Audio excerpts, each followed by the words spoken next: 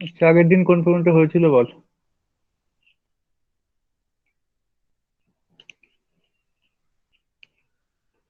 Chemical kinetics তো শুরু হয়েছিল, রাসায়নিক গতিবিদ্যা।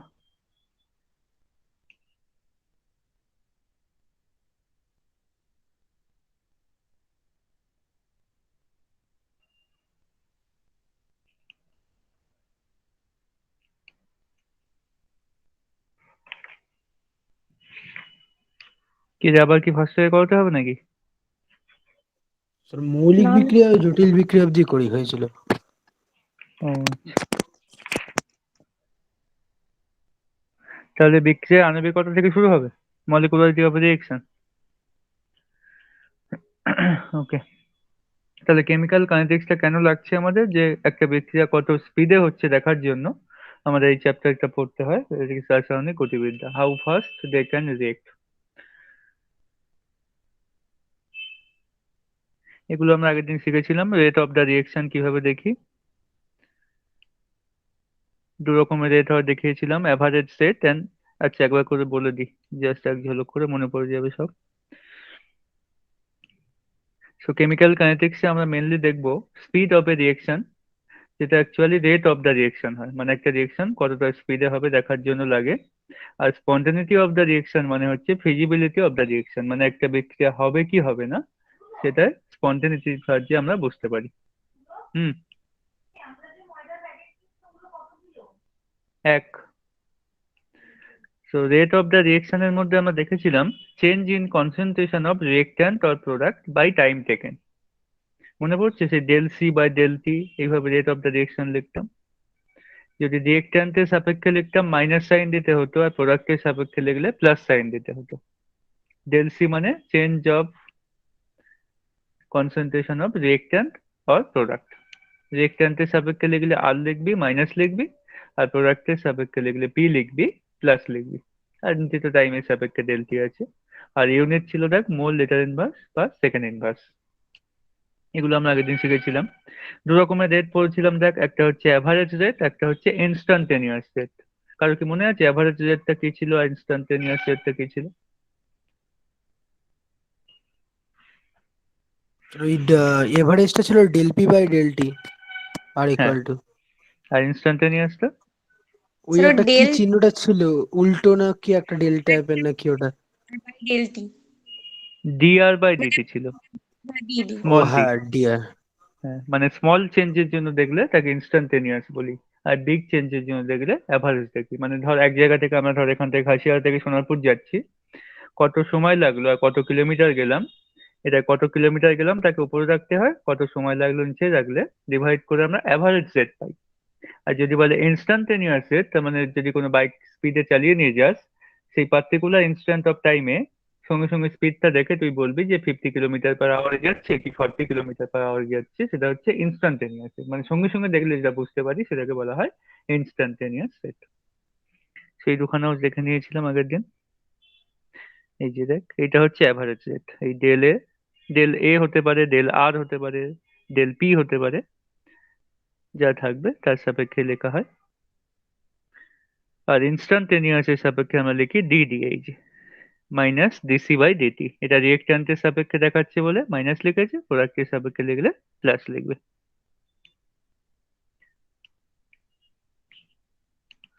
এগুলো আগের দিন হয়ে গেছিল, আর দেখাচ্ছি না আমি।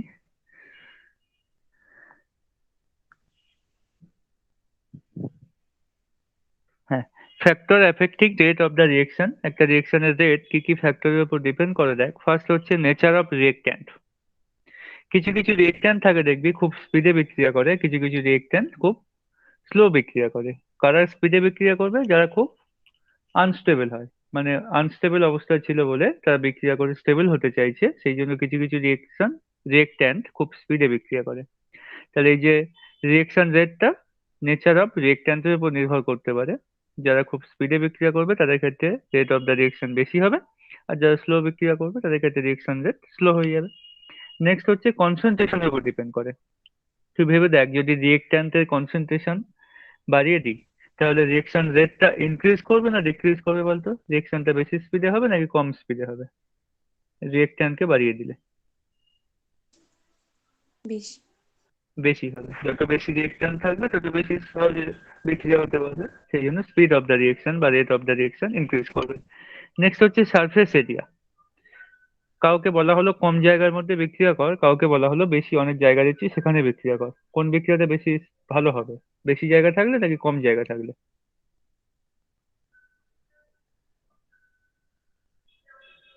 সারফেস এরিয়া যত বেশি হয় তত সহজে ওরা একে অপরের সাথে রিয়েকশন করতে পারে, সেই জন্য সারফেস এরিয়া ইনক্রিজ করলে তো রিয়েকশন রেটও ইনক্রিজ করবে। নেক্সট হচ্ছে টেম্পারেচার। টেম্পারেচার উপর কেমন ভাবে ডিপেন্ড করবে বল? টেম্পারেচার ইনক্রিজ করলে রিয়েকশন রেট বাড়বে না কমবে? স্যার বাড়বে, ইনক্রিজ করলে হ্যাঁ, বাড়বে। স্যার yes, বাড়বে। yes, correct answer. So if you increases the temperature, then reaction rate will increases. Finally, we have catalyst and inhibitor. Catalyst যদি অ্যাড করা হয় তাহলে রিয়েকশন রেট কি হবে? বাড়বে। বাড়বে। আর আর ইনহিবিটর অ্যাড করলে কমবে। কমে যাবে। যদি ক্যাটালিস্টকে বলা হয় অ্যাকচুয়ালি অনুঘটক বাংলায় বলা হয়, ওকে অ্যাড করলে রিয়েকশন রেট বা স্পিড বেড়ে যায়। আর ইনহিবিটর মানে হচ্ছে পয়জন বা বিষাক্ত কোনো জিনিস যেটা রিয়েকশন স্পিডকে কমিয়ে দেয়। সো এইভাবে কয়েকটা ফ্যাক্টরের উপর রিয়েকশন রেট গুলো ডিপেন্ড করতে পারে।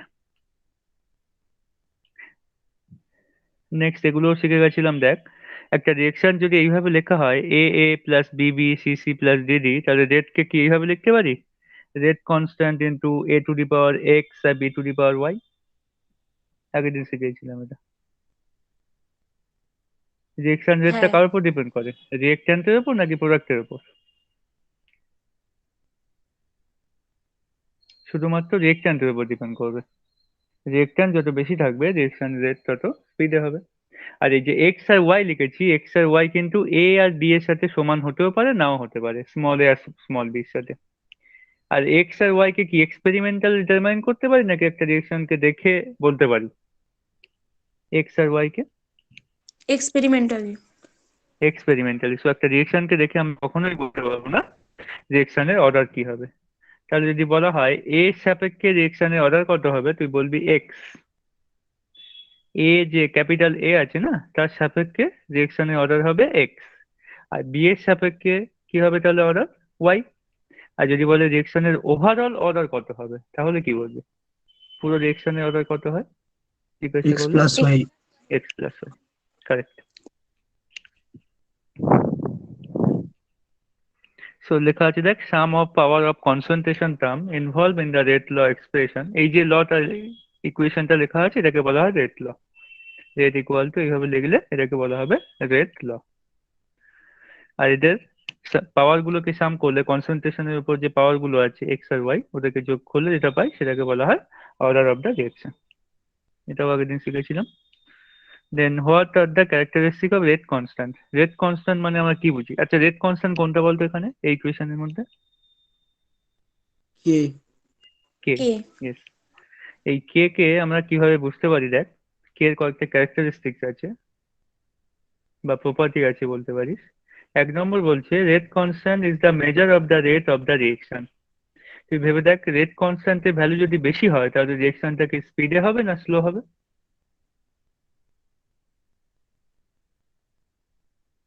রেট কনস্ট্যান্ট যদি স্পিড। ভ্যালু হায়ার হয়, হ্যাঁ, তাহলে লেখাই আছে দেখ, greater the value of K ফাস্টার is the reaction and vice versa. তাহলে কে এর ভ্যালু স্মল হলে কি হবে? রিয়েকশনটা স্লো হবে।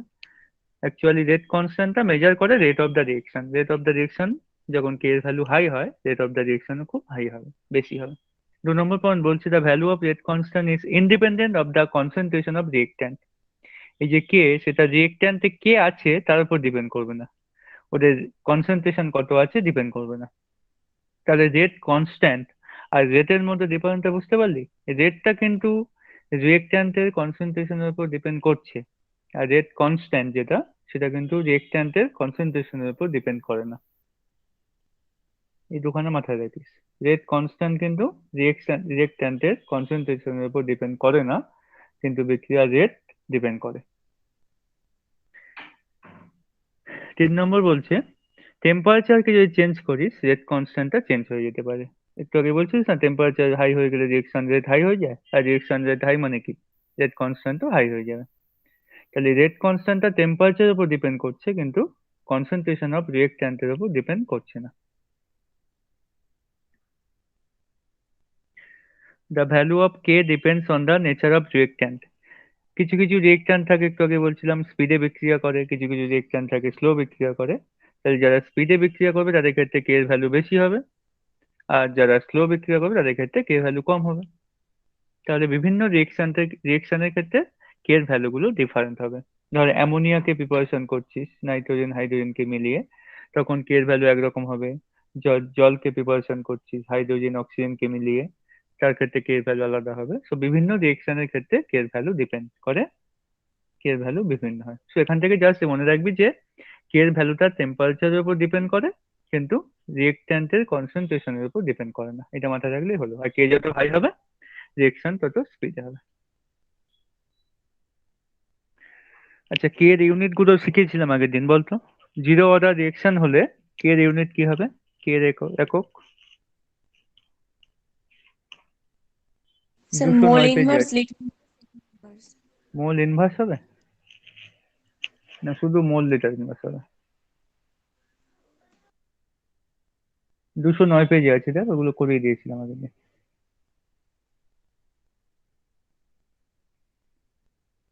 ও শুধু জি, মোল।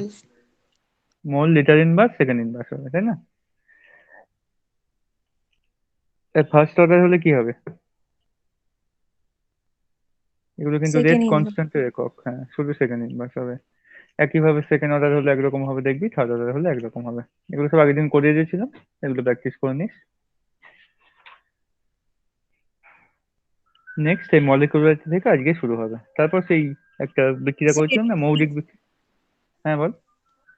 এটাও করিয়েছিলেন, ইউনিমলিকিউলার বায়োমলিকিউলার ও ট্রাইমলিকিউলার। আচ্ছা, সেটা হয়ে গেছে তো। আর আণবিকতা বলে ডিএস। বাংলা। আর ডিএস হয়ে গেছে তো। ডিএস অব্দি। আচ্ছা ঠিক আছে, তবে বলে দিচ্ছি।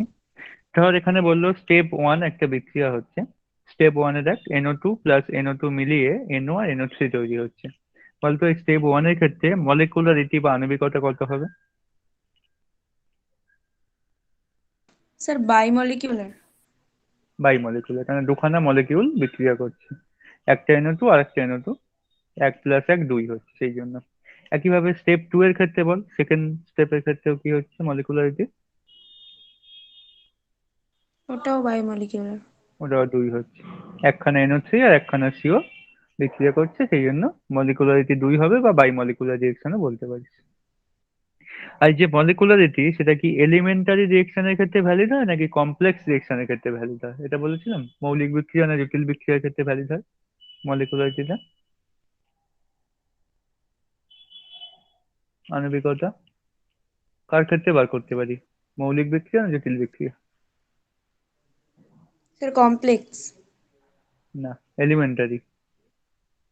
এইটা একটা কমপ্লেক্স বিক্রিয়া দেওয়া আছে, দেখ টোটাল দুখানা স্টেপ দেওয়া আছে, কিন্তু আমরা কি টোটাল বিক্রিয়াটার ক্ষেত্রে মলিকুলারিটি বলতে পারলাম না, এক একটা স্টেপের ক্ষেত্রে বলতে পারছি। দুখানা স্টেপে অ্যাকচুয়াল বিক্রিয়াটা হচ্ছে কিন্তু এখানে, বুঝে গেল? তাহলে এলিমেন্টারি রিয়েকশন বা মৌলিক বিক্রিয়া যেগুলো হয় একখানা স্টেপে হয়, তাদের ক্ষেত্রে আমরা আণবিকতা নির্ণয় করতে পারি। কিন্তু কমপ্লেক্স বিক্রিয়া যেগুলো হয় একের বেশি স্টেপ, তাদের ক্ষেত্রে কিন্তু আণবিকতা নির্ণয় করতে পারি না। সেই জন্য লেখা আছে দেখ, molecularity is not defined for a complex reaction, it is only applicable to a elementary reaction, বা একখানা স্টেপে যেসব বিক্রিয়া হয় বা মৌলিক বিক্রিয়া যেগুলো হয়। ডিফারেন্সিয়েট বিটুইন মলিকুলারিটি এন্ড অর্ডার, এটা কিন্তু পরীক্ষায় কোশ্চেন দেয়। অর্ডার মানে হচ্ছে ক্রম, আর মলিকুলারিটি মানে আণবিকতা। ক্রম আর আণবিকতার মধ্যে পার্থক্য কি হবে, বা ডিফারেন্সিয়েশন করলে কিভাবে করবো? মলিকুলারিটি কি থিওরিটিক্যাল টার্ম না এক্সপেরিমেন্টাল টার্ম বলতো? এই আণবিকতা কোন একটা বিক্রিয়া দেখে বলতে পারি নাকি এক্সপেরিমেন্টালি বার করতে হয়? আণবিকতা কি করে বার করি? একটা রিয়েকশন দেখে বলতে পারি, এই যেমন একটা রিয়েকশন দিয়েছিলাম।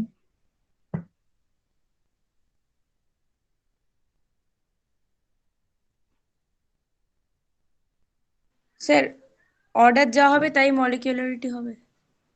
না, আমি জিজ্ঞাসা করছি যে আণবিকতা বা মলিকুলারিটি একটা বিক্রিয়া দেখে বলতে পারি না এক্সপেরিমেন্ট করে বার করতে হয়, সেটা জিজ্ঞাসা করছি। দেখে বলতে পারি। দেখে বলতে পারে, দেখে বলতে পারে তাকে বলে থিওরিটিক্যাল টার্ম। মানে দেখেই আমরা বলতে পারি, যেগুলো এক্সপেরিমেন্ট করে বার করতে হয় সেগুলো বলে এক্সপেরিমেন্টালি ডিটারমাইন্ড। তাহলে আণবিকতা হচ্ছে থিওরিটিক্যাল টার্ম, কিন্তু ক্রম কি হবে বলতো, অর্ডার, সেটা কিন্তু এক্সপেরিমেন্ট করে বার করতে হয়, তাই না? সেই জন্য ফার্স্ট ডিফারেন্সিয়েশনটা দিচ্ছে, দেখ, মলিকুলারিটি হচ্ছে থিওরিটিক্যাল টার্ম আর অর্ডার হচ্ছে এক্সপেরিমেন্টাল ডিটারমাইন্ড। অর্ডার কিন্তু আমরা একটা রিয়েকশন দেখে বলতে পারবো না, এক্সপেরিমেন্ট না করলে বুঝতে পারবো না। আর মলিকুলারিটি সবসময় হোল নাম্বার হয়, মলিকুলার কোনো দেখেছিস হাফ হয়, 3/2 হয়, 4/5 এরকম হয় কোনোদিন? ওরকম না। হবে না, হোল নাম্বার হয়। কিন্তু অর্ডার যা ইচ্ছে তাই হতে পারে, পজিটিভ হতে পারে, নেগেটিভ হতে পারে, জিরো হতে পারে, ফ্র্যাকশন, একটু আগে দেখছিলাম না, জিরো অর্ডার বিক্রিয়া, ফার্স্ট অর্ডার বিক্রিয়া, সেকেন্ড অর্ডার বিক্রিয়া। মলিকুলারিটি 1 হলে ইউনিমলিকুলার, এগুলো তো আগের দিন বলে দিয়েছিলাম। 2 হলে বাইমলিকুলার, 3 হলে টারমলিকুলার, 4 হলে কোয়ার্টার মলিকুলার।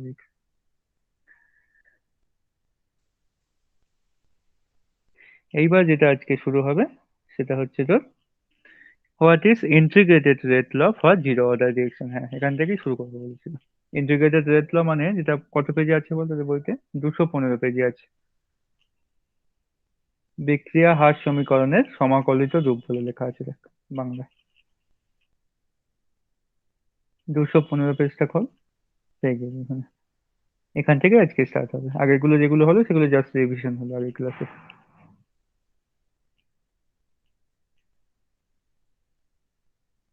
পেজ সবাই 215 পেজ।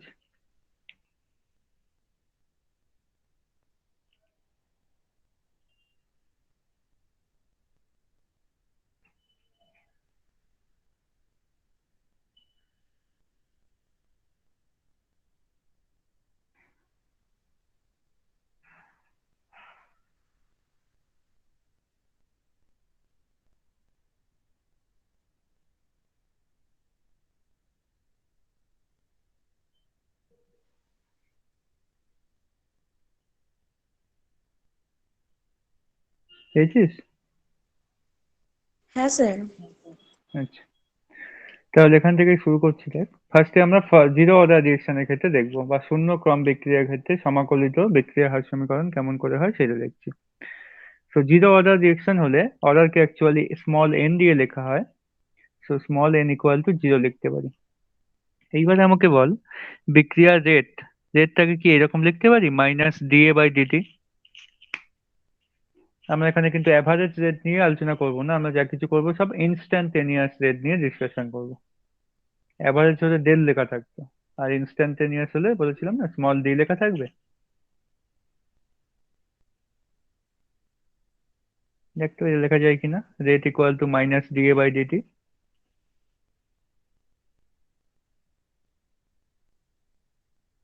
এখানে অ্যাকচুয়ালি বিক্রিয়াটা কেমন করে হচ্ছে বলতো, এ থেকে প্রোডাক্ট তৈরি হচ্ছে, মানে এ হচ্ছে রিয়েক্ট্যান্ট, সেখান থেকে তীর চিহ্ন দিয়ে প্রোডাক্ট তৈরি হচ্ছে। বইতে দেখ, বইতে করে দেওয়া আছে। ধরা যাক একটি শূন্য ক্রমের বিক্রিয়া, এ থেকে তীর চিহ্ন দিয়ে বিক্রিয়াজাত পদার্থ বা প্রোডাক্ট তৈরি হচ্ছে, বইতে লিখে দেওয়া আছে দেখ। তাহলে সেই বিক্রিয়ার ক্ষেত্রে রেটকে এইভাবে লেখা যায় কিনা বলো আমাকে আগে, বিক্রিয়া হারকে।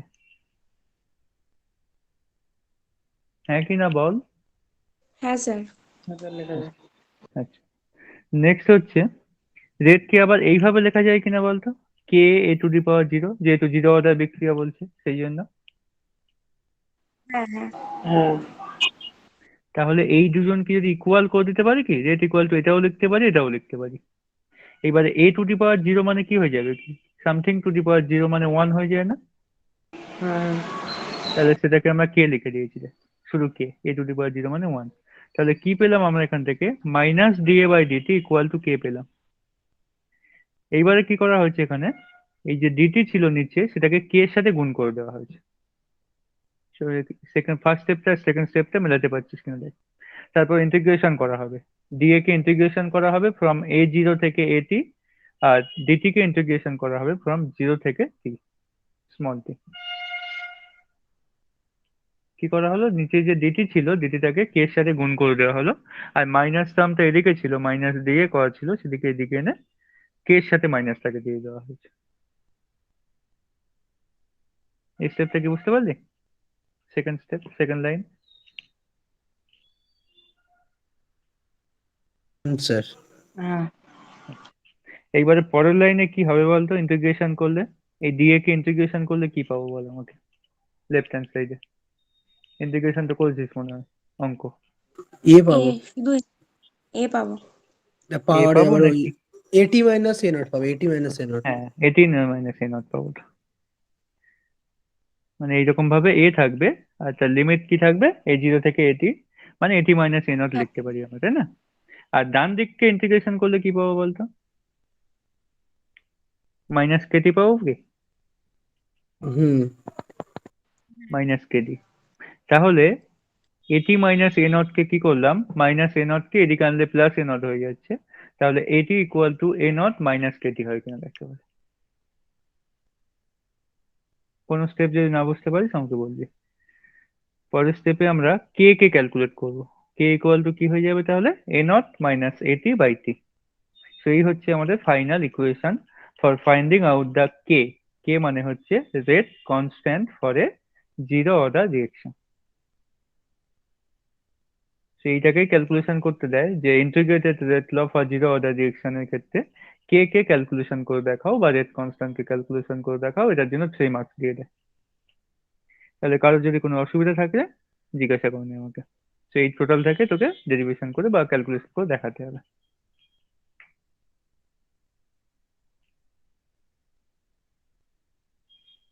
এখানে তোদের মনে হচ্ছে না যে এ নট মানে কি, মানে A0 মানে কি, এটি মানে কি, এগুলো কি জিনিস মনে হচ্ছে কি?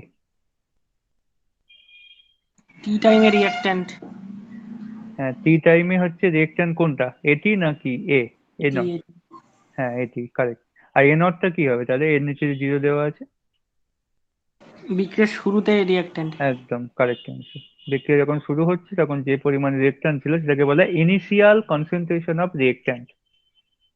আর এটি মানে হচ্ছে final concentration of reactant after time T. T time পরে কি পরিমাণ রিয়েক্ট্যান্ট পড়ে আছে সেটা হচ্ছে এটি। আর এ নট মানে হচ্ছে প্রারম্ভিক গাঢ়ত্ব অফ রিয়েক্ট্যান্ট বা বিক্রিয়ক পদার্থ বা ইনিশিয়াল কনসেন্ট্রেশন অফ রিয়েক্ট্যান্ট। তাহলে এরকম কোশ্চেন দিলে পারবে নিশ্চয়ই জিরো অর্ডার রিয়েকশনের ক্ষেত্রে ইন্টিগ্রেটেড রেট ল বার করো এবং কে কে ক্যালকুলেশন করে দেখো। তাহলে কোনো অসুবিধা হবে কি? না। আছে। ঠিক আছে, নেক্সট কি আছে দেখা যাক। নেক্সট হচ্ছে হাফ লাইফ বার করবো। হাফ লাইফকে বাংলা কি বলে জানিস? অর্ধায়ু। হ্যাঁ, অর্ধায়ু বলতে পারিস বা অর্ধ জীবন কালও বলতে পারিস। হাফ লাইফ কিভাবে বার করবো দেখ। সাপোজ আমাদের কাছে 1 গ্লাস জল ছিল, 1 গ্লাস জল থেকে হাফ গ্লাস জল হয়ে যাচ্ছে যখন, যে সময় লাগছে তাকে বলা হয় অর্ধ জীবনকাল। বা কেউ যদি 80 বছর বাঁচে তার অর্ধ জীবনকাল কত হবে বলতো? 40 বছর। 40 বছর। তো এই হচ্ছে অর্ধ জীবনকাল, মানে হাফ হতে।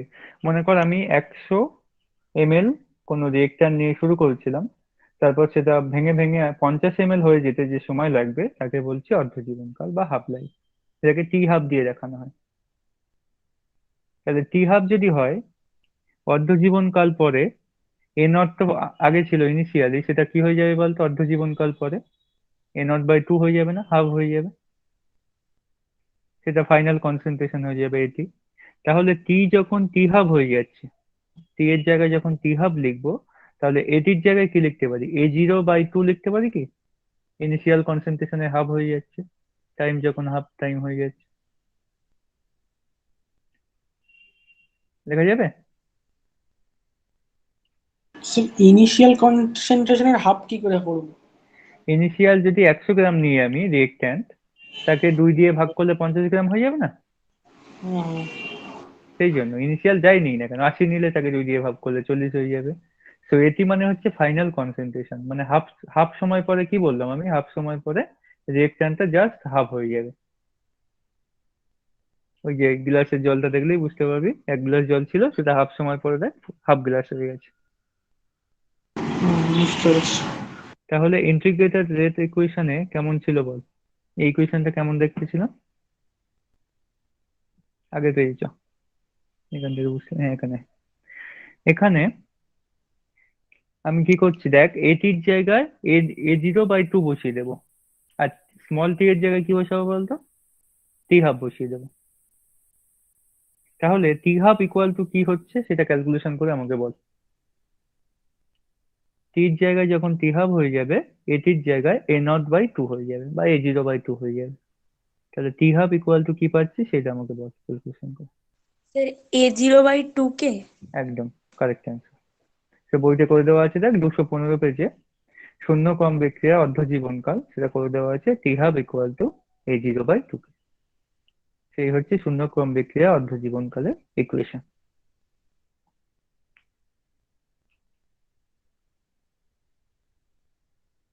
আরেকটা লাইন এখান থেকে, অর্ধ জীবনকাল কি শূন্যক্রম বিক্রিয়ার ক্ষেত্রে বিক্রিয়কের প্রারম্ভিক গাঢ়ত্বের উপর নির্ভর করে? টি হাফ কি এ জিরোর উপর ডিপেন্ড করে সেটা জিজ্ঞাসা করছে। ইকুয়েশনটা দেখলেই বুঝতে পারবি। T half equal to A zero by two K বললি, তাহলে টি হাফের সাথে এ জিরোর কোনো সম্পর্ক আছে? সমানুপাতিক বা ব্যস্তানুপাতিক কিছু একটা সম্পর্ক? হ্যাঁ স্যার, নির্ভর করে হ্যাঁ, সমানুপাতিক। নির্ভর করে। সেই জন্য একটা লাইন লেখা দেখতে পাচ্ছি ব্ল্যাক কালার দিয়ে, শূন্যক্রম বিক্রিয়া অর্ধ জীবনকাল বা অর্ধায়ু বিক্রিয়কের প্রারম্ভিক গাঢ়ত্বের সমানুপাতিক। ওইটা আন্ডারলাইন করে রাখ। আর T half equal to A zero by two K আছে, এটা বক্স করে রাখ। আর এই যে শূন্যক্রম বিক্রিয়া পুরোটা জিনিসটা শেখালাম, এইটাকে পুরো ভিভিআই দিয়ে রাখ। 4.10.1 এই পয়েন্ট।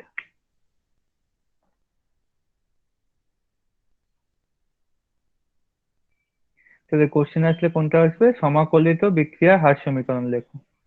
দুখানা আছে দেখ, 1 নম্বর দিয়ে অন্তর্কলিত বিক্রিয়া হার সমীকরণ দেওয়া আছে, আর একটা আছে সমাকলিত বিক্রিয়া হার সমীকরণ। পরীক্ষায় মেনলি সমাকলিত বিক্রিয়া হার সমীকরণটা দেয়।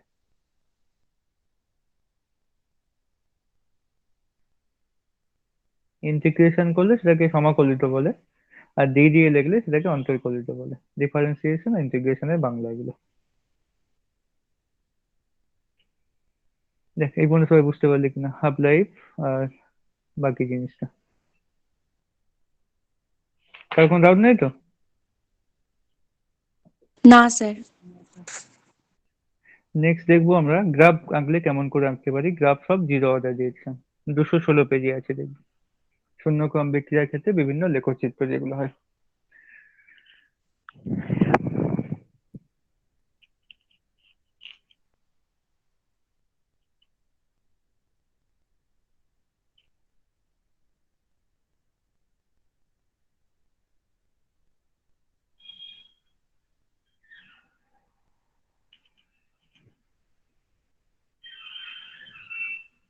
আচ্ছা, একটু আগে দেখেছিলাম এখানে দেখ, এই রেট ইকুয়াল টু কি পেয়েছিলাম দেখ তো, কে পেয়েছিলাম কিনা।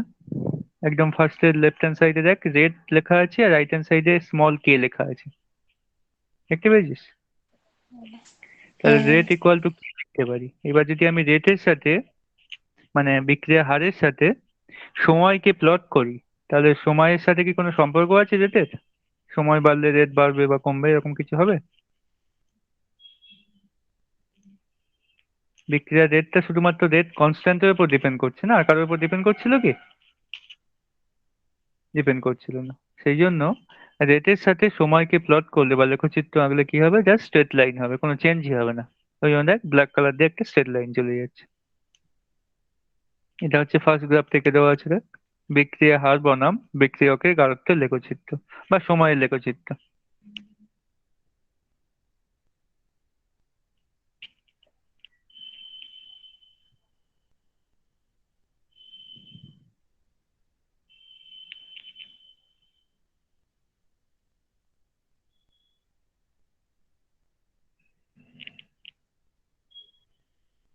দাঁড়া,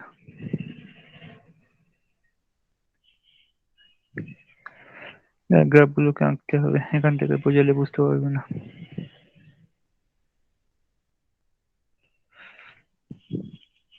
আচ্ছা, ফার্স্টের গ্রাফটা দেওয়া আছে দেখ, ফার্স্টেটা সময় দিয়ে আঁকিনি, ফার্স্টেটা বিক্রিয়কের গাঢ়ত্ব দিয়ে গেছে। এইরকম ভাবে আঁকা হচ্ছে। এখানে হচ্ছে বিক্রিয়ার রেট বা বিক্রিয়ার হার বলবে এইদিকে আছে, আর বিক্রিয়কের গাঢ়ত্ব মানে হচ্ছে এ নট বা এ এইদিকে আছে। একটু আগে আমরা ইকুয়েশন থেকে কি দেখেছিলাম, এই যে বিক্রিয়ার রেট ইজ ইকুয়াল টু কে, তাই না? তাহলে রেট কি এর সাথে কোনো সমানুপাতিক বা ব্যস্তানুপাতিক কোনো সম্পর্ক দেখতে পাচ্ছিলাম? মানে এ মানে হচ্ছে বিক্রিয়কের গাঢ়ত্ব। ইকুয়েশন থেকে দেখ কোনো সম্পর্ক আছে হ্যাঁ, কিনা, আর নেই তাই না? তাহলে কেমন গ্রাফ পাই বল? এ যতই বাড়াস না কেন, আর সবসময় একটা ফিক্স ভ্যালু থাকবে বা কনস্ট্যান্ট থাকবে। তাহলে এরকম পাবো না? হ্যাঁ, আচ্ছা, নেক্সট একটা ইকুয়েশন পেয়েছিলাম, একটা এরকম কোন ইকুয়েশন পেয়েছিলাম কিনা, এটি is equal to a0 minus KT, এরকম একটা ইকুয়েশন পেয়েছিলাম কি সমাকলিত রূপ করে, তারপর এখান থেকে কে কে ক্যালকুলেশন করেছিলাম।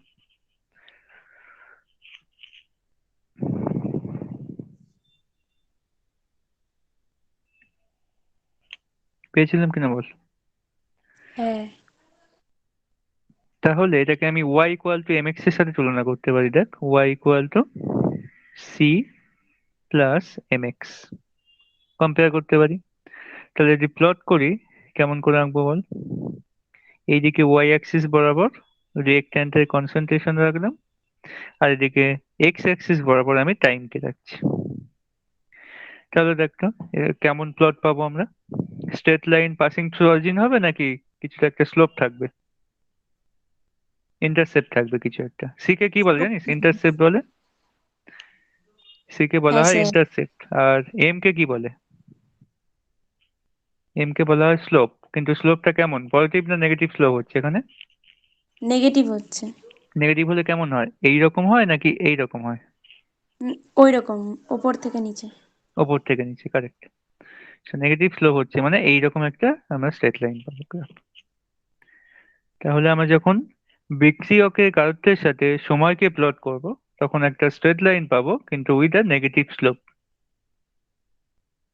নেগেটিভ স্লোপ, আর এখানে যে জায়গায় কাট করছে সেই ভ্যালুটা কি হয়, ইন্টারসেপ্ট হয়। So this is a not বা a0, যেখানে কাট করছে সেটাকে a0 বলবো, আর এখানে স্লোপ হবে বা নতি বাংলায় বলে সেটা হচ্ছে মাইনাস কে। এটা হচ্ছে নতি। সেই দুখানা অত ইম্পর্টেন্ট নয়। 3 নম্বর যেটা আছে দেখ, টি হাফের সাথে বিক্রিয়কের প্রারম্ভিক গাঢ়ত্বকে প্লট করছে, এইটা হচ্ছে সব থেকে বেশি ইম্পর্টেন্ট, এটা ভিউ দিয়ে রাখ। 3 নম্বর যে লেখচিত্রটা আছে, আমি ইকুয়েশনটা বলে দিচ্ছি, তোরা আমাকে বলবি কেমন করে আঁকবো। টি হাফ ইজ ইকুয়াল টু, এটা তুই সুস্মিতা বলছিল যে a0/2 কে পেয়েছে, তাই তো? হ্যাঁ, তাহলে এখানে আমি দেখ টি হাফের সাথে a0 কে প্লট করছি, গ্রাফটা কেমন হবে বল? y ইকুয়াল টু mx, এইরকম ভাবে ভাবনা চিন্তা করে দেখতে পারিস।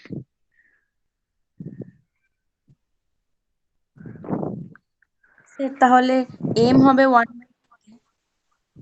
1/2 কে, তাই তো? হ্যাঁ, আর স্ট্রেট স্লোপ লাইন হবে passing 1। Through origin,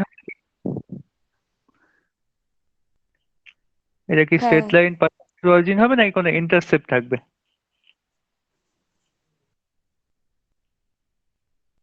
straight line. Straight line passing through origin, এখান থেকে পাস করবে, এবং পজিটিভ স্লোপ আছে, এখানে তো কোনো নেগেটিভ সাইড নেই, সেই জন্য নিচে থেকে উপর দিকে উঠছে।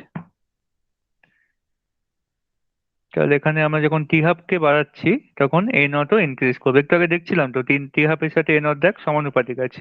টি হাফ কে ইনক্রিজ করলে এ নট ইনক্রিজ করবে, বা এ নট কে ইনক্রিজ করলে টি হাফ ইনক্রিজ করবে, কারণ সমানুপাতিক চিহ্ন আছে সেই জন্য। সেইটা ভিভিআই দিয়ে রাখি, সেই প্লট। তাহলে আমরা জিরো অর্ডার রিয়েকশনের ক্ষেত্রে কি কি পরীক্ষাতে আসতে পারে বা কোনগুলো আমাদেরকে মেনে শিখতে হয় সেগুলো শিখে গেছি। কারো যদি কোনো কোশ্চেন থাকে এখন বলতে পারিস। জিরো অর্ডার রিয়েকশনের ক্ষেত্রে নেক্সট আমরা শিখবো ফার্স্ট অর্ডার রিয়েকশন। আমাদের সিলেবাসে দুখানাই আছে, জিরো অর্ডার আছে, ফার্স্ট অর্ডার আছে, আর কিছু নেই। সেকেন্ড অর্ডার থার্ড অর্ডার কিছু নেই।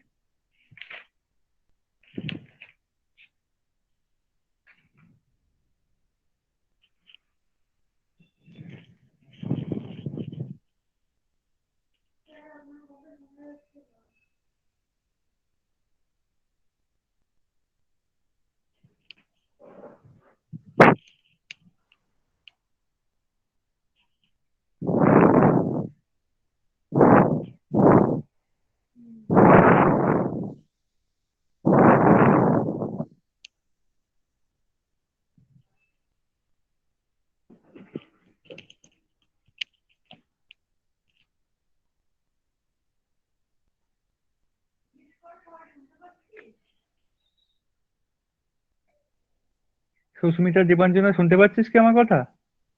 হ্যাঁ স্যার, সৌম্যদীপ কোয়েশ্চেন বলছি, নেই। শোনা? হ্যাঁ স্যার, এবার শুনতে পাচ্ছি। ও আচ্ছা, ঠিক আছে। তাহলে ফার্স্ট অর্ডারটা শুরু করছি আবার।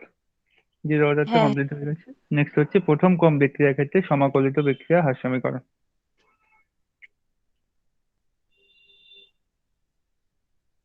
আর কয়েকটা এক্সাম্পল দিয়েছি দেখ জিরো অর্ডার বিক্রিয়ার ক্ষেত্রে। তার মধ্যে যে ফার্স্ট এক্সাম্পলটা দিয়েছে এটা অবশ্যই মনে রাখবি। দুখানা এইচ আই, তাকে যখন গোল্ডের প্রেজেন্সে আমরা ভেঙে ফেলি তখন কি পাই? H2 পাই আর I2 পাই। এটা হচ্ছে জিরো অর্ডার বিক্রিয়ার একটা ইকুয়েশন বা এক্সাম্পল বলতে পারিস। তো পারলে এটাকে তুই জিরো অর্ডার বিক্রিয়ার আন্ডারে লিখেও রাখতে পারিস। এই যে দুখানা এইচ আই গ্যাসিয়াস থেকে একটা H2 গ্যাস হচ্ছে, একটা I2 গ্যাস। তোদের বইটা দেখ, এক্সাম্পল দেয়নি কিন্তু জিরো অর্ডার বিক্রিয়ার ক্ষেত্রে, সেই জন্য পারলে এইটা লিখে রাখতে পারিস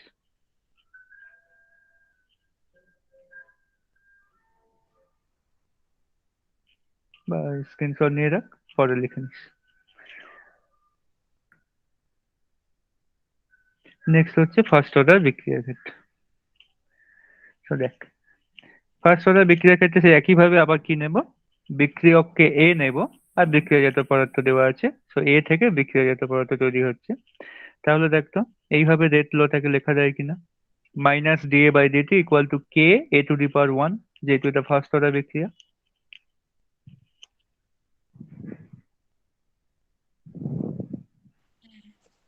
হ্যাঁ স্যার। আচ্ছা, তাহলে এই এই যে ইকুয়েশনটা লেখা আছে এটাকে অন্তর্কলিত রূপ বলবো বা অন্তর্কলিত সমীকরণ বলবো নাকি সমাকলিত সমীকরণ বলবো? অন্তর্কলিত। না, ইন্টিগ্রেশন করলে তখন অন্তর্কলিত হয়। এটা তো ইন্টিগ্রেশন করিনি, জাস্ট ডিফারেন্সিয়েশন করা আছে, স্মল দিয়ে দিয়ে লেখা আছে না, সেই জন্য এটাকে বলা হয় ডিফারেন্সিয়াল রেট ল বা অন্তর্কলিত রূপ বা অন্তর্কলিত সমীকরণ। বুঝতে পারলি সুমিত? স্যার। নেক্সট স্টেপে আমরা ডিফারেন্সিয়েশন যখন করব তখন সেটা সমাকলিত হয়ে যাবে। তাহলে নেক্সট কি করছে দেখ, ফার্স্ট স্টেপ থেকে সেকেন্ড স্টেপটা কিভাবে গেল বলতো, কেউ আমাকে বলতো কিভাবে গেল?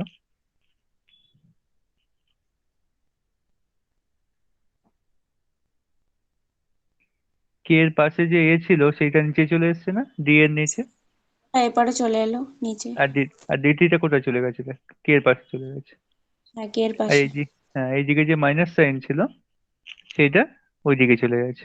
বা মাইনাস সাইন এইদিকে থাকবে না, এদিকেই থাকবে, দেখ এদিকে রেখে দিয়েছে, ওদিকে মাইনাসটা দেওয়াটাকে ঠিক হয়েছে না ভুল করেছে? তাহলে মাইনাস কে দিতে হবে না শুধু কে দিতে হবে? বুঝতে পারছিস কি বললাম? মাইনাস কে দিতে হবে না শুধু কে দিতে হবে, সেটা জিজ্ঞাসা করছি। স্যার, মাইনাসটা হলো কি করে?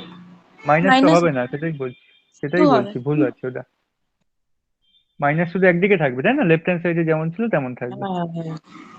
এটাকে একটু কারেকশন করে নিস, বইতে দেখ, বইতে ঠিক করা আছে, বইতে কে করা আছে শুধু। নেক্সট স্টেপে এবার ইন্টিগ্রেশন করছি দেখ। আগেরবার যেমন ইন্টিগ্রেশন করছিলাম না, এবার ইন্টিগ্রেশন করব। আর লিমিট কি নেব? এ নট থেকে এটি নেব, আর ডিটির ক্ষেত্রে 0 থেকে টি নেব। তাহলে বল দেখি ইন্টিগ্রেশন করলে এখান থেকে আমরা কি পাবো? লেফট হ্যান্ড সাইডে কি পাবো আগে বল?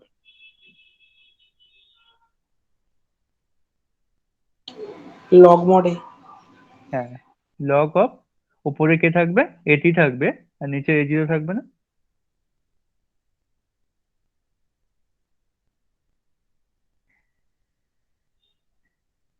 ন্যাচারাল লগ পাবো তাই তো, ln পাবো এখান থেকে, বা লগ বেস ই পাবো। তাহলে হুম নেক্সট স্টেপে যাচ্ছি দেখ। এই যে নেক্সট স্টেপ, ln a পেলাম, আর উপরে সেই লিমিট কি ছিল? উপরে এটি ছিল, নিচে A0 ছিল, আর এদিকে যেমন এইবার দেখ মাইনাসটাকে এদিকে নিয়ে চলে এসেছে, এইবার ঠিক আছে ইকুয়েশনটা। হুম বুঝতে পারলি? এবার ঠিক আছে। হুম।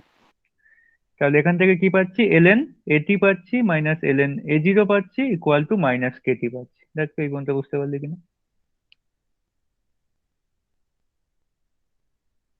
কারো কোনো অসুবিধা আছে এই স্টেপটা?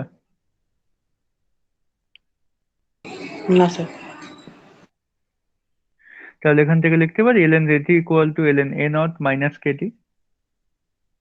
হ্যাঁ।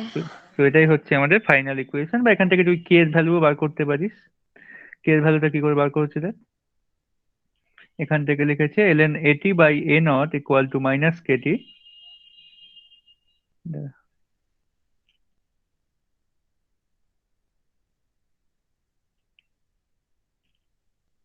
আচ্ছা দেখ, এখান থেকে এই স্টেপটা বুঝতে পারলি কিনা দেখ তো, উপর থেকে নিচের স্টেপটা বুঝতে পেরেছিস কি দেখ।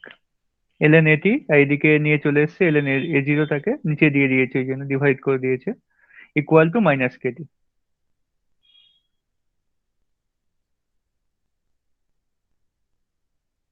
বুঝতে পারলে এই স্টেপটা?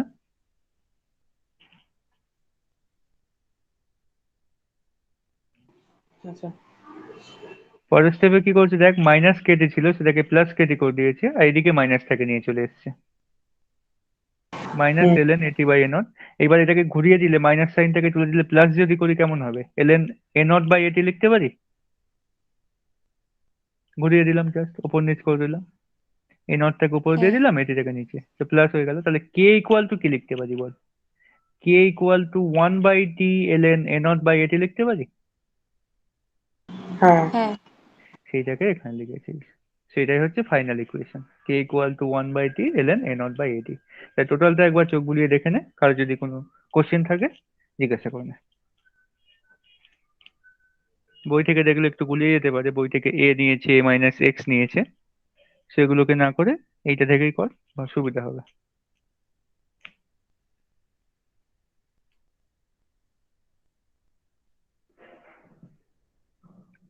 আমি কি আগের স্লাইডটা দেখাবো একবার?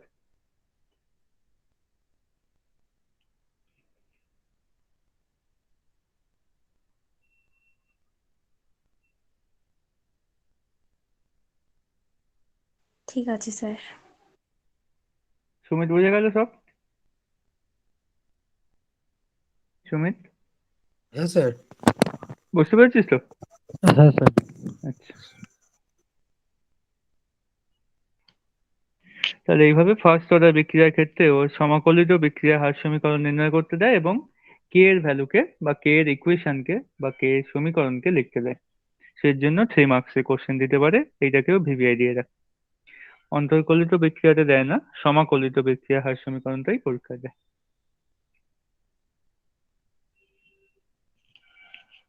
আগের ক্ষেত্রেও কে ইকুয়াল টু কি হয় ডিটারমিনেশন করছিলাম, এক্ষেত্রেও কে ইকুয়াল টু কি হয় ডিটারমিনেশন করলাম।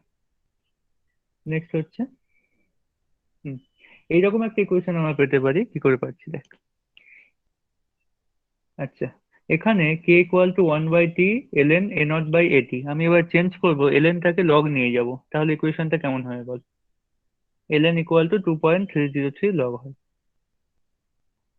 তাহলে ইকুয়েশনটা কেমন হয়ে যাবে লগের সাপেক্ষে?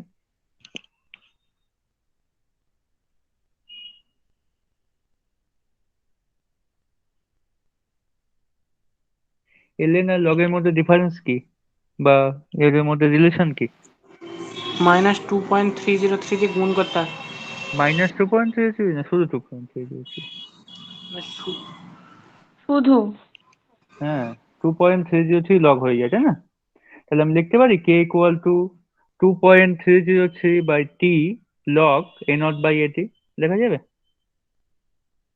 হ্যাঁ সেইটাকে এখানে লিখেছিল, এই দেখ, চিনতে পারছিস কি হবে?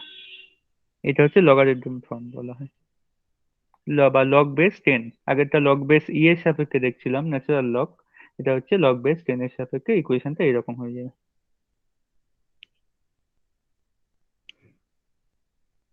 আর আগে দেখ, আগে এইরকম একটা জিনিস পেয়েছিলাম না, ln a not by at equal to kt পেয়েছিলাম কি আগের স্লাইডে? হ্যাঁ তাহলে এখান থেকে যদি আমি বলি a not by at equal to কি হবে, তুই তখন বলবি a not by at equal to e to the power kt হয়ে যাবে না? e টু দি পাওয়ার পাওয়ারে kt হয়ে যাবে। এগুলো জানিস তো, অঙ্কের জিনিস কিন্তু এগুলো, এই যে, জানিস না, ফার্স্ট টাইম দেখছিস? জানি। আচ্ছা, so ln a not by at equal to kt হলে a not by at equal to e to the power kt হয়ে যায়। তাহলে at ইকুয়াল টু আমরা লিখতে পারি a not to the power e minus kt, এটাকে বলা হয় এক্সপোনেনশিয়াল ফর্ম। ই দেওয়া আছে বলে এক্সপোনেনশিয়াল ফর্ম, আর এদিকে যেটা আছে লগ দেওয়া আছে বলে লগারিদমিক ফর্ম। সো এই যে ফার্স্ট অর্ডার বিক্রিয়ার ক্ষেত্রে অনেকগুলো ফর্ম শিখলাম, একটা হয় এক্সপোনেনশিয়াল ফর্ম, একটা হয় লগারিদমিক ফর্ম, একটা হয় ln ফর্ম।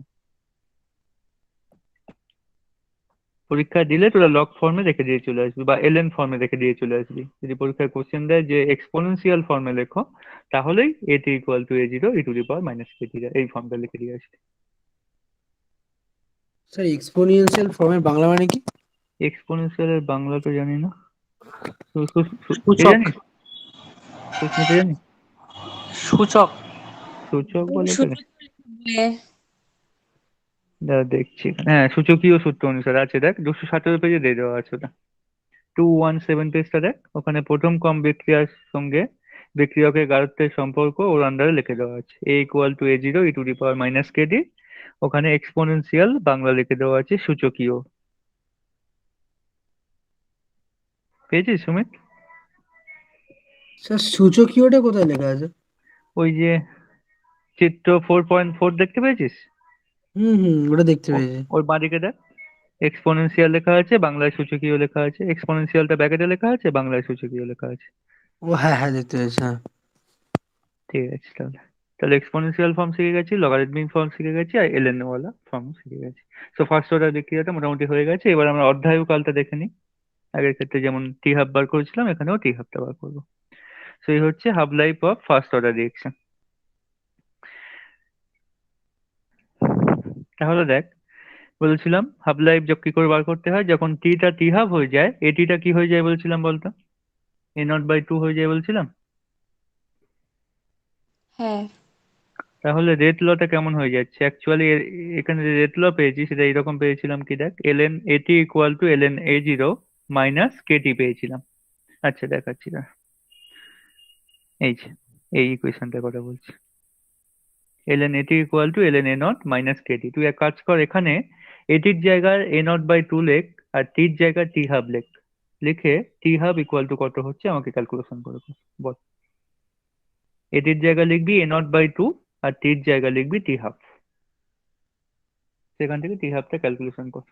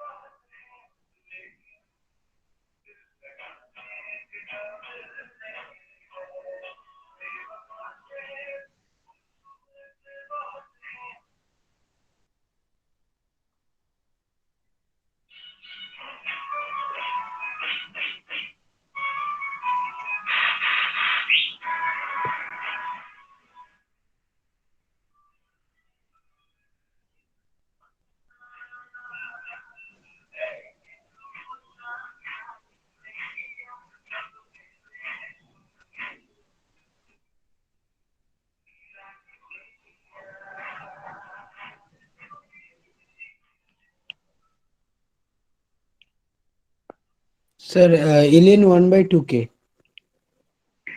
ln 1/2 কে না, ln2/কে হবে মনে হচ্ছে।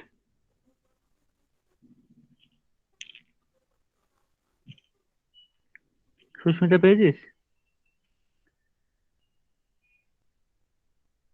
না। ln2/কে হবে, দেখ সুমিত, কোথাও একটা ভুল করছিস মনে হচ্ছে।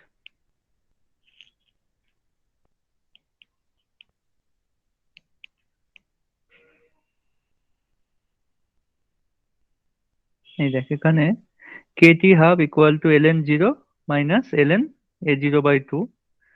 এইটাকে যখন তুই করবি, বিয়োগ করবি ln A0 মাইনাস A0/2, তখন কি হয়ে যাবে? ln2 হয়ে যাচ্ছে না?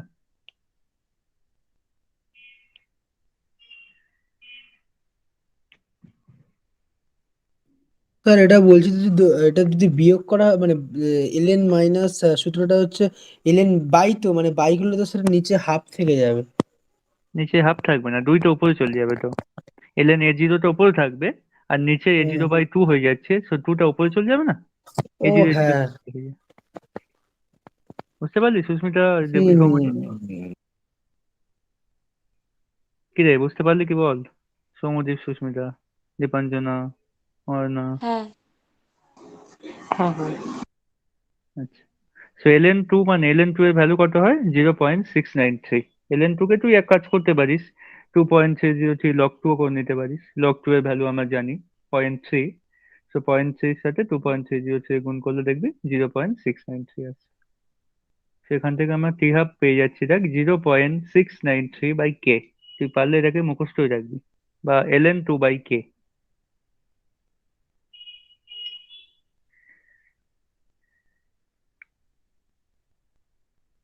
তাহলে এখান থেকে একটা জিনিস বুঝতে পারছি, দেখ, half life of first order reaction is independent of initial concentration. তুই ভেবে দেখ তো, হাফ লাইফের ইকুয়েশনে কোনো ইনিশিয়াল কনসেন্ট্রেশনের টার্ম আছে? প্রপোর্শনাল বা ইনভার্সলি প্রপোর্শনাল, সমানুপাতিক, ব্যস্তানুপাতিক কোনো দেখতে পাচ্ছিস? Initial concentration that is A না। By A naught. কিন্তু জিরো অর্ডারের ক্ষেত্রে কি ছিল হাফ লাইফের ইকুয়েশনে? ছিল।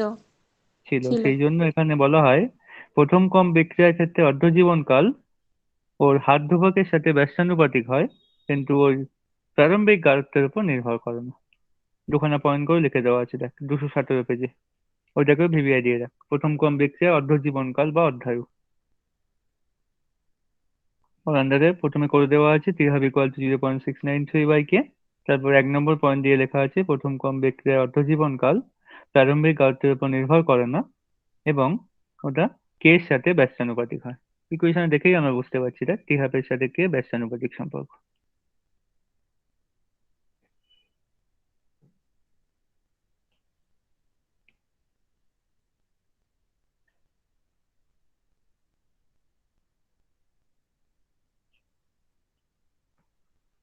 তাহলে এই ছিল আমাদের ফার্স্ট অর্ডার রিয়েকশন। নেক্সট গ্রাফগুলোকে একবার দেখে নিতে হবে। জিরো অর্ডারের ক্ষেত্রে যেমন গ্রাফগুলো দেখিয়েছিলাম, সে একইভাবে ফার্স্ট অর্ডারের ক্ষেত্রে আমরা গ্রাফগুলোকে আঁকতে পারি। এই যে ফার্স্টেটা দেখছি, ln80 সাথে টাইমকে প্লট করা হচ্ছে বা লেখচিত্র আঁকা হচ্ছে। তাহলে দেখ y equal to mx plus c আকারে হবে, এবং এখানে স্লোপের মান বা m এর মান -k হচ্ছে, সেই জন্য সে একইভাবে ওপর থেকে নিচের দিকে নামবে। এই যে ln80 ইকুয়াল টু, এর জায়গায় y ধরে নিবি, ln a0 এর জায়গায় c ধরে নিবি, আর kt এর জায়গায় mx ধরে নিবি। তাহলে y equal to mx plus c ওইভাবে ধরে নিয়ে দেখ, এইভাবে একটা গ্রাফ পেতে পারি। আরেকটা গ্রাফ পেতে পারিস, রেট ইকুয়াল টু k আর কনসেন্ট্রেশন অফ এ বা এটি। এটি যেখানে লেখা থাকবে বুঝবি সেটা এ, এ যা এটিও যায়, মানে টি টাইম পর কি পরিমাণ কনসেন্ট্রেশন বেঁচে আছে সেটাই হচ্ছে এ বা এটি লেখা হয়। Equal to K a two the power 0 e⁻−kt। তাহলে এখানে আমরা যদি রেটের সাপেক্ষে টাইমকে প্লট করি তাহলে এক্সপোনেনশিয়াল দিকে হচ্ছে না, এখানে দেখ ই এর সাপেক্ষে -kt আছে। টাইমটা কিভাবে আছে দেখ, এক্সপোনেনশিয়ালি মাইনাস আছে, e⁻−kt। সেই জন্য রেটের সাপেক্ষে টাইম প্লট করলে এরকম এক্সপোনেনশিয়াল দিকে বলা হয় এটাকে। এই গ্রাফটা কি করে দেওয়া আছে বইতে? হ্যাঁ, করে দেওয়া আছে। এই যে।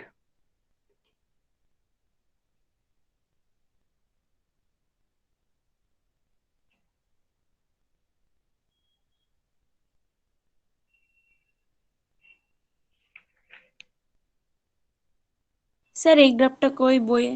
এই গ্রাফটা পাচ্ছি না, দাঁড়া দেখছি।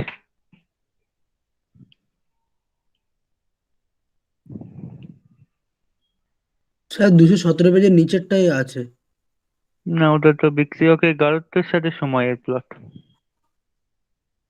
ওটা রেটের সাথে না। হ্যাঁ। রেট মানে তো বিক্রিয়ার হার না, এটা দেয়নি তাহলে। এটা পারলে তোরা একটু বইতে বা কোথাও লিখে রাখিস এই গ্রাফটা। বিক্রিয়ার হারের সাথে টাইমকে প্লট করলে এইরকম এক্সপোনেনশিয়াল দিকে একই রকম টাইপের দেখতে পাচ্ছি। দেখ বিক্রিয়কের গাঢ়ত্বের সাথে সময়কে প্লট করলেও যেমন হচ্ছে, বিক্রিয়ার রেটের সাথেও সে একই রকম দেখতে হচ্ছে। স্যার এটা কি ওই 219 পেজের দুটো না, দুটোর দুশো মধ্যে উনিশ 219 পেজে কোনটা বলতো? চিত্র নম্বর 2.8 যেটা দেওয়া আছে না, 2.8 না, সরি 4.8। সেইটা হচ্ছে ফার্স্ট এরটা, লগ হ্যাঁ এটি ভার্সেস টাইম ওইটা দেওয়া আছে। তাহলে এইটা দেওয়া আছে দেখছি ফার্স্ট গ্রাফটা, সেকেন্ড গ্রাফটা দেওয়া নেই, সেকেন্ড গ্রাফটা তো একটু এঁকে নিস।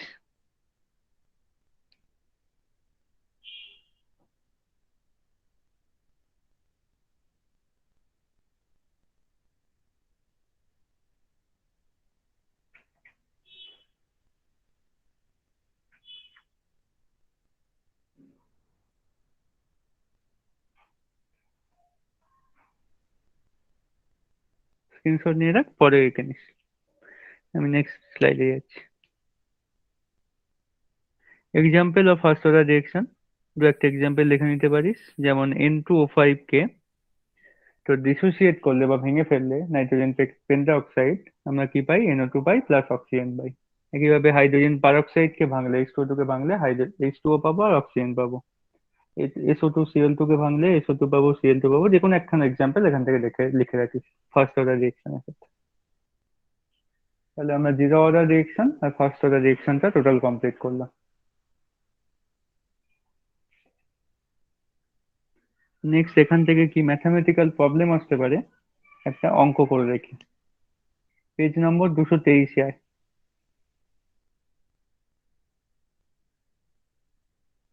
পেজ নম্বর 223।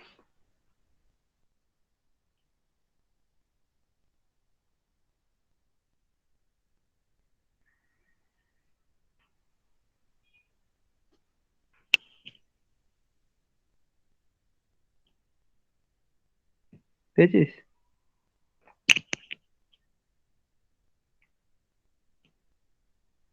ওখানে কোশ্চেন নম্বর 16টা করতে পারছিল একটা।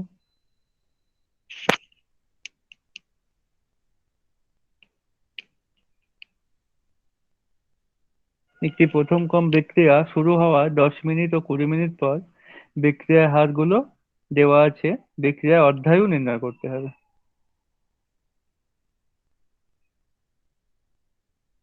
তাহলে এখানে কি কি হিন্টস পাচ্ছিস দেখ দেখ।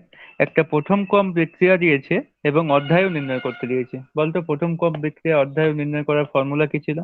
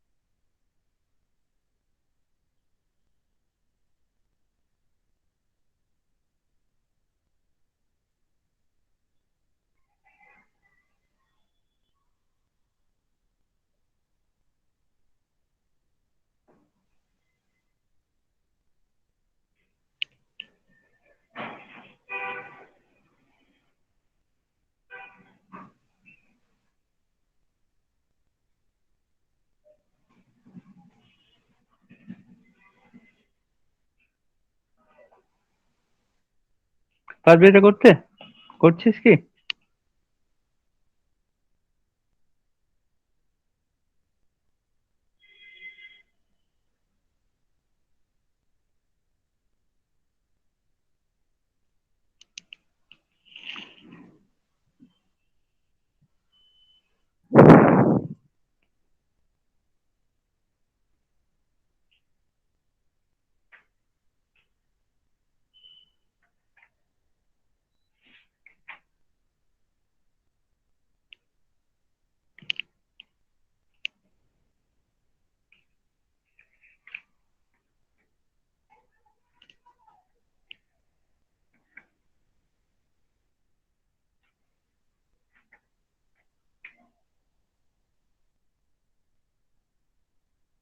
স্যার, ওই T12 = Ln2/K, ওটা তো ফর্মুলা।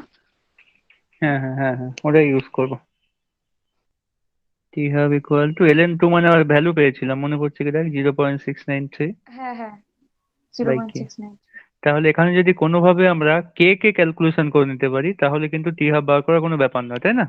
কিন্তু কে এর ভ্যালু এখানে দেওয়া যায়নি, দিয়ে দেয়নি। কে মানে কি বলতো, রেট কনস্ট্যান্ট বা হার ধ্রুবক।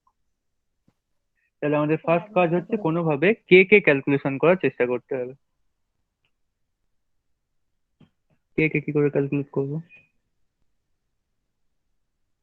এখানে সময় বলে দিয়েছি দেখ, 10 মিনিট পরে বিক্রিয়ার হার বলে দিয়েছে আর 20 মিনিট পরে বিক্রিয়ার হার বলে দিয়েছে। সেখান থেকে আগে কোনোভাবে কে কে ক্যালকুলেশন করার চেষ্টা কর ফার্স্ট অর্ডার বিক্রিয়ার ক্ষেত্রে।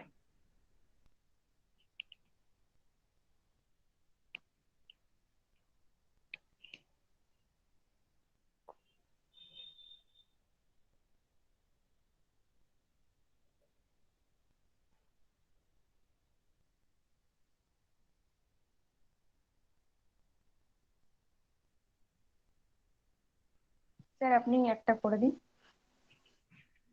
আচ্ছা দেখ, বলছে ফার্স্টে বিক্রিয়া শুরু হওয়ার 10 মিনিট পর বিক্রিয়কের গাঢ়ত্ব মনে কর ধরে নিচ্ছি আমি,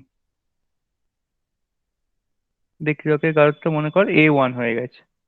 কখন না, বিক্রিয়া শুরু হওয়ার 10 মিনিট পর। কারণ ওরা বলে দেয়নি তাই না, বিক্রিয়কের গাঢ়ত্ব কত হচ্ছে সেটা বলে দেয়নি, সেই জন্য আমরা ধরে নিচ্ছি A1 হয়ে গেছে। তাহলে বিক্রিয়ার হার যে ইকুয়েশন হয় সেটাকে এইভাবে লিখতে পারি কিনা দেখতে, বিক্রিয়ার হার is equal to rate constant into A1, এটা লেখা যাবে? কারণ বিক্রিয়ার হার তো শুধুমাত্র বিক্রিয়কের গাঢ়ত্বের উপর ডিপেন্ড করে, আর বিক্রিয়কের গাঢ়ত্ব ধরে নিয়েছি A1, সেই জন্য। এবার অ্যাকর্ডিং টু কোশ্চেন বিক্রিয়ার হার 10 মিনিট পর বলে দিয়েছে দেখ, 10 মিনিট পর বিক্রিয়ার হার কত হয়, 0.04 না, equal to K into A1 হচ্ছে কিনা বল আগে। এই স্টেপটা বুঝতে পারলি কিনা বল।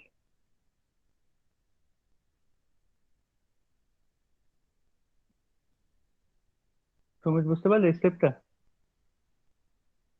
স্যার। সুস্মিতা? হ্যাঁ স্যার, হ্যাঁ। একইভাবে সেকেন্ড 20 মিনিট পর বিক্রিয়ার হার বলে দিয়েছি দেখ 0.03। তাহলে আমি এত কিছু না লিখে ডাইরেক্ট লিখতে পারি 0.03 is equal to K into A2। হ্যাঁ কারণ 20 মিনিট পর আমি বিক্রিয়কের গাঢ়ত্ব ধরে নিচ্ছি A2, তাই না? তাহলে এখান থেকে তুই আমাকে বল A1 বাই A2 করলে কি পাবো, এইটা আমাকে ক্যালকুলেশন করে বল। এই দুখানা ইকুয়েশন তোকে দিলাম, 1 নম্বর আর 2 নম্বর, তুই আমাকে বল A1 বাই A2 এর ভ্যালু কত হবে। দুখানা ইকুয়েশনকে কিছু একটা করে বার করার চেষ্টা কর।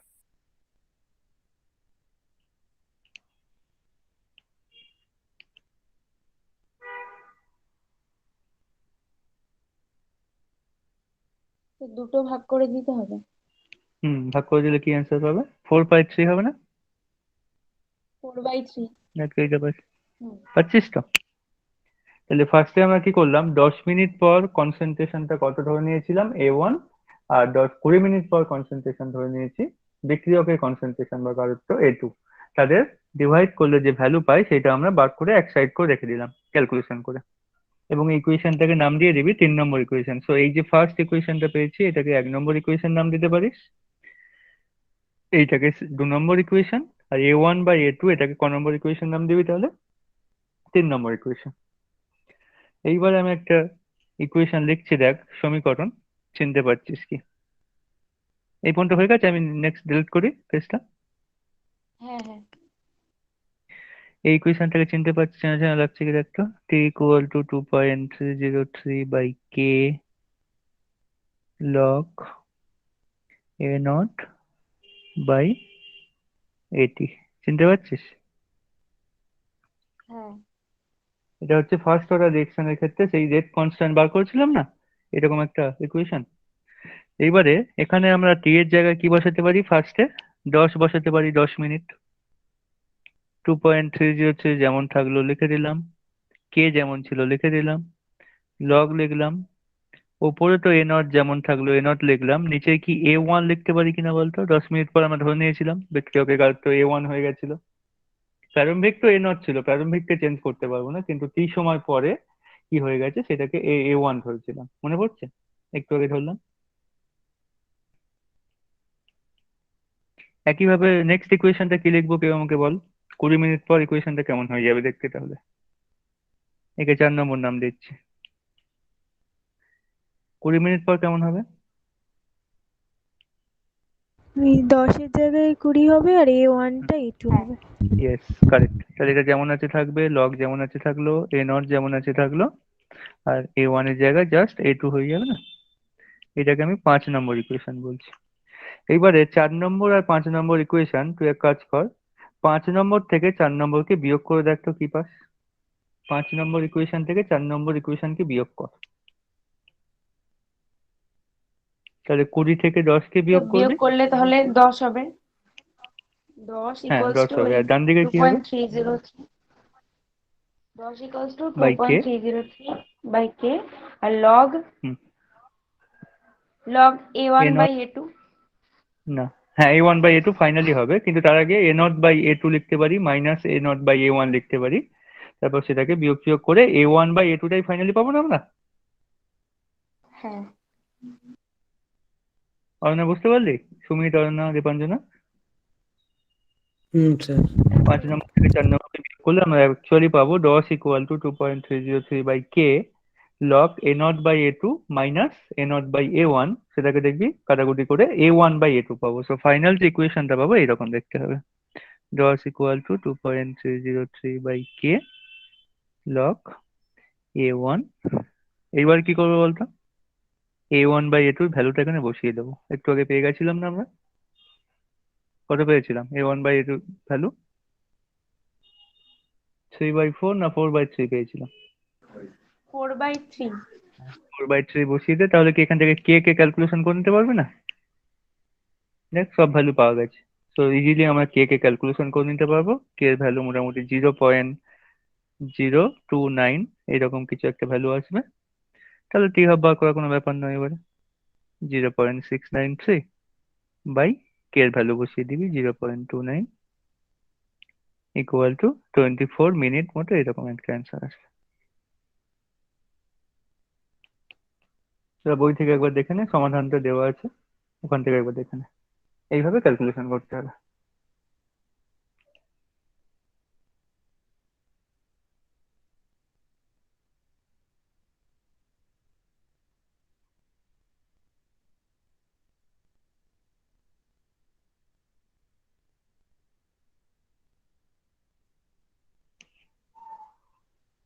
বুঝতে পারলি সবাই?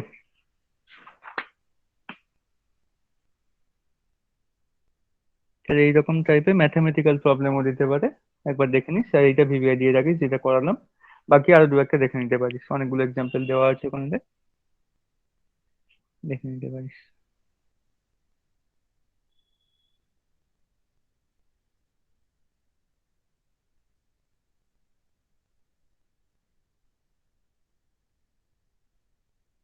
এইটা আগের দিন করেছিলাম না, what is rate determining step, RDS, মনে আছে কারো?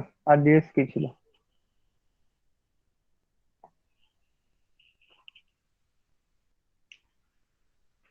স্যার এটা রেট সেই বলেছেন ডিটারমিনিং সেই স্টেপ। ধীরে ধীরে মানে ধীরে মানে এটা হয় হ্যাঁ Correct. Slow slow step. Step. হ্যাঁ, যখন একটা কমপ্লেক্স বিক্রিয়া দেখি তখন তো পুরো বিক্রিয়ার জন্য আমরা মলিকুলারিটি বা আণবিকতাকে নির্ণয় করতে পারি না। সেই জন্য সেই বিক্রিয়ার মধ্যে অনেকগুলো স্টেপ থাকে, তো সব থেকে স্লো স্টেপ যেটা হবে সেই স্টেপটাকেই বলা হয় রেট ডিটারমাইনিং স্টেপ। তো সেটাই হচ্ছে RDS বা রেট ডিটারমাইনিং স্টেপ। ওই জন্য লেখা আছে দেখ, complex reaction is a reaction which compromises of two or more elementary step. তার মধ্যে যে স্টেপটা সব থেকে স্লোয়েস্ট হবে তাকেই বলবো RDS। যেমন একটা এক্সাম্পল দিলে বুঝতে পারবে, এই লেখা আছে rate of the complex reaction is determined by the rate of the slowest step, that is rate determining step. যেমন একটা A বিক্রিয়া হচ্ছে A+2B থেকে C+D। এখানে স্টেপ 1-এ A আর B বিক্রিয়া করছে, C আর I দিচ্ছে, আর স্টেপ 2-তে B+I বিক্রিয়া করে D দিচ্ছে। তাহলে এখানে যেটা স্লো স্টেপ হবে সেটাই হবে RDS। If it is giving that step 1 is RDS, যদি বলে দেওয়া হয়, লেখা থাকবে দেখবি স্টেপ 1 এর পাশে RDS লেখা থাকবে বা স্লো স্টেপ লেখা থাকবে, বা স্টেপ 2 এর পাশে RDS লেখা থাকবে বা স্লো স্টেপ লেখা থাকবে। তখন বুঝবি যে স্টেপটার পাশে লেখা থাকে সেটাই হবে তোর রেট ডিটারমাইনিং স্টেপ। তাহলে 1 নম্বর যদি রেট ডিটারমাইনিং স্টেপ হয়, দেন ওভারঅল অর্ডার কি হবে? K1 K1 into concentration of A concentration of B, এটা হবে রেট। এই যে, আর যদি বলতো যে সেকেন্ড স্টেপটা RDS, তাহলে রেট ইকুয়াল টু কি লিখতাম বলতো?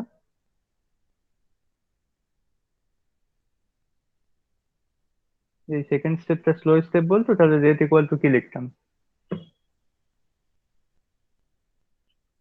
K2 into concentration of B আর কনসেন্ট্রেশন অফ আই, তাই না? আর ওভারঅল মলিকুলারিটি আণবিকতা কি হবে? 2 হবে, কারণ RDS এ দেখ একখানা এ ছিল একখানা বি ছিল, তো মলিকুলারিটি 2 হবে। তো ওভারঅল অর্ডারও এখানে 2 হয়। কিছু কিছু বিক্রিয়ার ক্ষেত্রে অ্যাকচুয়ালি অর্ডার আর মলিকুলারিটি সেম হয়ে যায়, আর কিছু কিছু বিক্রিয়ার ক্ষেত্রে ডিফারেন্ট দেখা যায়। সো RDS টা আগের দিনও এক্সপ্লেন করেছিলাম, এখানে আর বলছি না। নেক্সট আমাদের যে টপিকটা বাকি আছে সেটা হচ্ছে সিউডো ফার্স্ট অর্ডার রিয়েকশন। বইতে কত নম্বর পেজে আছে দেখতো? সিউডো ফার্স্ট অর্ডার রিয়েকশন বা ছদ্ম প্রথম কম বিক্রিয়া।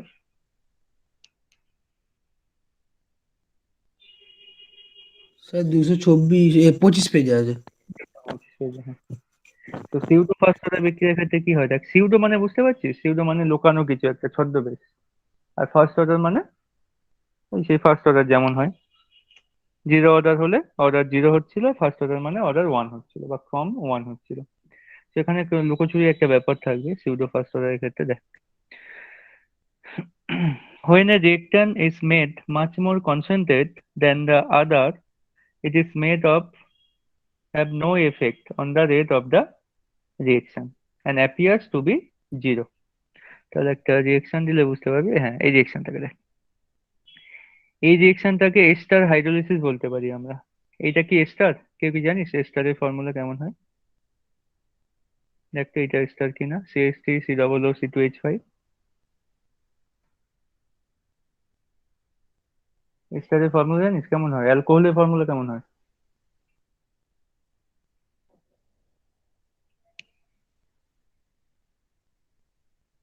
কি রে, কি স্যার? অ্যালকোহলের ফর্মুলা কেমন হয়? অ্যালকোহল, শুধু CH3CH2OH। হ্যাঁ, সেটা হলে অ্যালকোহল হতো। আর অ্যাসিড হলে কেমন হয়? CH3COOH, তাই না? সেটা হলে অ্যাসিড হয়। আর এস্টার হলে কেমন হবে দেখ, CH3COOR হবে। আর মানে C2H5 হতে পারে, CH3 হতে পারে, যা ইচ্ছা হতে পারে। অ্যাকচুয়ালি আর সি ডবল বন ও আর, এইটাকে এস্টার বলে। দেখাচ্ছি, এই যে জেনারেল ফর্মুলা জিজ্ঞাসা করলে ROH, এটাকে বলবি অ্যালকোহল। আর হ্যাঁ হ্যাঁ, COOH এটাকে বলে অ্যাসিড। অ্যাসিড। আর COOR হলে সেটাকে বলে এস্টার। আর ROR হলে কি বলে জানিস এইটাকে? ইথার। এথার। কারেক্ট। তাহলে OH গ্রুপ থাকলে অ্যালকোহল বলবি, COOH থাকলে অ্যাসিড। আর COO, দেখ অ্যাসিডের জায়গায় শুধু একটা এইচ এর জায়গায় কি চেঞ্জ হয়ে গেছে? আর চেঞ্জ হয়ে গেছে। আর কি হতে পারে? Methyl, ethyl, propyl. একখানা কার্বন থাকলে মিথাইল বলবি, দুখানা কার্বন ইথাইল বলবি। তো এইচ এর জায়গায় আর চলে আসলে তখন সেটা এস্টার হয়ে যায়। তাহলে এইবারে চিনতে পারছিস কিনা দেখ, এটাকে এস্টার বলতে পারবো কি এবারে? হ্যাঁ RCOO আছে না, এস্টারকে জলের সাথে বিক্রিয়া করালে সেই বিক্রিয়াটার নাম হয় এস্টার হাইড্রোলিসিস। যে কোনো জিনিসকে জলের সাথে বিক্রিয়া করালে তাকে আমরা কি বলি? হাইড্রোলিসিস বলি। তাহলে এই বিক্রিয়াটার নাম কি দেবো? Ester hydrolysis. যখন এস্টারকে হাইড্রোলিসিস করা হয় তখন একটা অ্যাসিড পাই আর একটা অ্যালকোহল পাই। এই দেখ, একটা অ্যাসিড পেয়েছি আর একটা অ্যালকোহল পেয়েছি, কি দেখতো? CH3COOH, সেটা হচ্ছে একটা অ্যাসিড, আর C2H5OH অ্যালকোহল।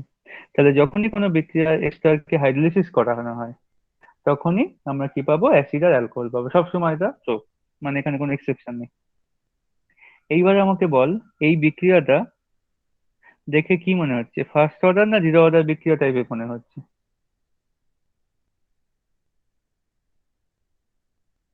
মানে বিক্রিয়ার যে রেট সেটা কি শুধু এস্টারের উপর ডিপেন্ড করবে নাকি জলের উপরেও ডিপেন্ড করবে, তাই জিজ্ঞাসা করছি।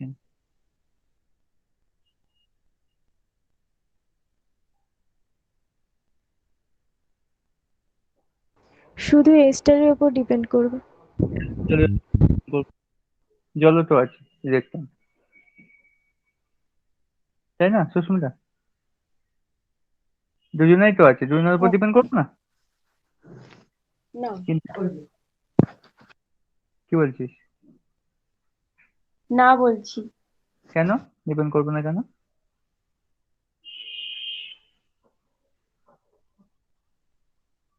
জলকে কি খুব একটা পাত্তা পাত্তা দিস না? স্যার কনসেন্ট্রেশন বেশি বলে এস্টারের। হ্যাঁ, এস্টারের কনসেন্ট্রেশন বেশি নয়, জলের কনসেন্ট্রেশন বেশি। তুই যখন এস্টারকে হাইড্রোলিসিস করবি, 1 লিটার এস্টার নিবি আর 100 ml জল নিবি, নাকি 100 ml এস্টার নিবি 1 লিটার জল নিবি?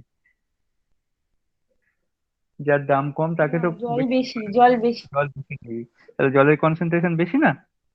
ওই জন্য জলের কনসেন্ট্রেশন এত বেশি হয়ে যায়, জলের উপর আর বিক্রিয়ার রেটটা ডিপেন্ড করে না। অ্যাকচুয়ালি দেখে মনে হচ্ছিল সেকেন্ড অর্ডার বিক্রিয়া, দেখ দুজন আছে তো, একটা স্টার আছে একটা জল আছে, সেকেন্ড অর্ডার মনে হচ্ছিল, কিন্তু অ্যাকচুয়ালি শুধু বিক্রিয়াটা স্টারের উপর ডিপেন্ড করে। জল যেহেতু অনেক বেশি হয়ে যায়, সেই জন্য জলের উপর আর ডিপেন্ড করে না। সেই জন্য এই প্রকার বিক্রিয়াকে আমরা বলি ছদ্ম অ্যানারোবিক বিক্রিয়া। কেন না, দেখে মনে হচ্ছে দ্বিতীয় ক্রমের বিক্রিয়া, কিন্তু অ্যাকচুয়ালি এটা প্রথম ক্রমের বিক্রিয়া। কি লেখা আছে দেখ, if H2O is taken in excess, বেশি পরিমাণে নেওয়া হয়, তাহলে কনসেন্ট্রেশন অফ H2O কনস্ট্যান্ট থাকবে, মানে খুব একটা চেঞ্জ হবে না। তুই ধর 100 লিটার জল নিয়েছিস আর 1 ml এস্টার নিয়েছিস, তাহলে 1 ml এস্টার কি করবে, এক ml জলের সাথে বিক্রিয়া করবে, আর বাকি জল তো সব কনস্ট্যান্ট থেকে যাবে, তাই না? জল কি চেঞ্জ হবে? সেই জন্য জলের উপর ডিপেন্ড করে না। সেই জন্য এই বিক্রিয়াটা ও তোর অ্যাকচুয়ালি হয় কে প্রাইম ইন্টু এস্টারের উপর ডিপেন্ড করে। দেখ এই পাশে কিন্তু আর জলকে লেখেনি, দেখতে পাচ্ছিস একদম ফাইনালি যেটা লিখেছে। তো দেখে মনে হচ্ছে দ্বিতীয় ক্রমের বিক্রিয়া দুজনের উপর ডিপেন্ড করছে, কিন্তু অ্যাকচুয়ালি এটা একজনের উপর ডিপেন্ড করে। এই প্রকারের বিক্রিয়াগুলোকে বলা হয় সিউডো ফার্স্ট অর্ডার বিক্রিয়া। শুধু জাস্ট একটাই তোর জানবি, যেটা হচ্ছে এস্টারের আদ্র বিশ্লেষণ বা আর হাইড্রোলিসিস। 225 পেজের ডান দিকে একদম উপরের দিকে করে দেওয়া আছে, দেখ ব্যাখ্যাটাও দরকার একবার দেখে নে, কি লেখা আছে একবার পড়ে দেখে নে সবাই। 225 পেজের ডান দিকে উপরের দিকে, আম্লিক মাধ্যমে ইথাইল অ্যাসিটেট এস্টারের আদ্র বিশ্লেষণ।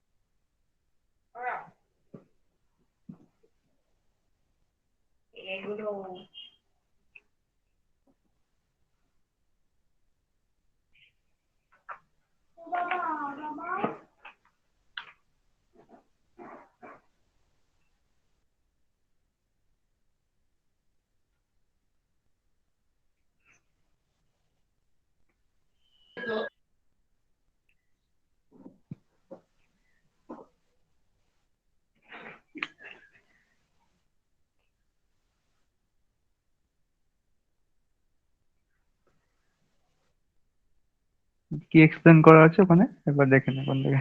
আজকে এই পর্যন্তই থাকবে, নেক্সট দিন আমরা বিক্রিয়ার আর্হেনিয়ার সমীকরণ থেকে শুরু করবো।